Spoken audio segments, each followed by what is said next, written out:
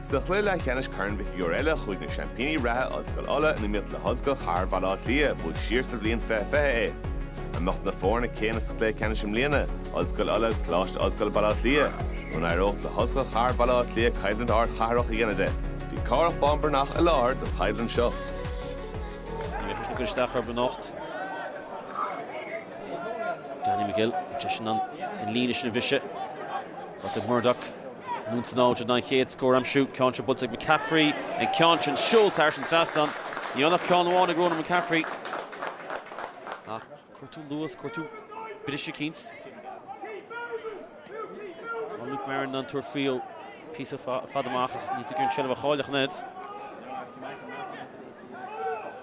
Fáte Ashe go and then Ceantar Arshan Saston as he shin gadas to my cap on score Fad Hampshire. Ag Luke Marin.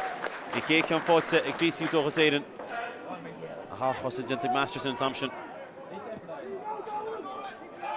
Ví Brandware Luchar Gael's Marco Shea Connection Sigerson Cup is near Ulster fad. Danny McGill, which he should touch McGill, Tama Capagoil, shin score Gloatsig McGill, on score fad. Beit could stop up TV1. Danny McGill a score in League Adisha.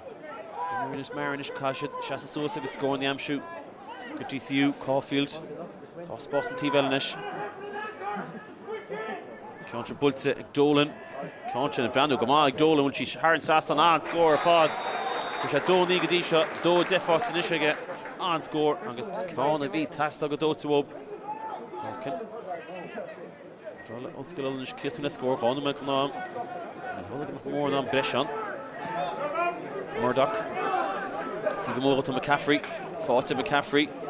She shin glowed say McCaffrey score into her fad. On score fad, Ron McCaffrey paid a fad on Immerts.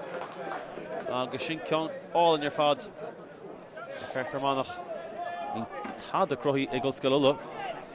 Agus muid bet not le balla.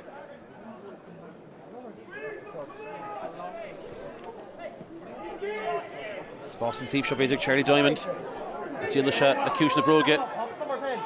Casa Stat Diamond and Ceantar Casa ag Charlie Diamond. Gloats ar fad. Ní mar águr se ciún fad save se. Ach a sin godas ar fad ag Charlie Diamond. Odell. Contact an tamar fad Geran. In dúsin amsú beidir spás rothú. Gavin mi chun cín. Ilin gearach ige. Fát ag Dunn. Chus a Ceann amú. Ach tá Ceann sin Haran Saston on score fad. Ag Ethan Dunn bhí sé toiste. Thóg sé go dama.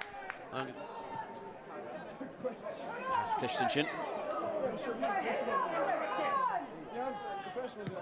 Fáte McGarrett she's leered all in spots up and just score ho. Fós ag Immert to McCallum. Ceantar Bultig Arshan Saston rinne seo bhrú for yede. Ach an darna Ceann fáte ag Lontusa Ollscoil Uladh. Agus fair hídón. Beidir go bhéit an pass bheith tucaí river sin aige.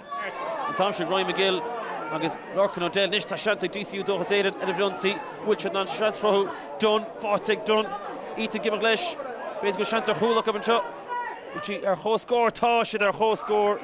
Agus dinta go das an Thompson Johnny McGrody. Score das fáte aige botú dinta.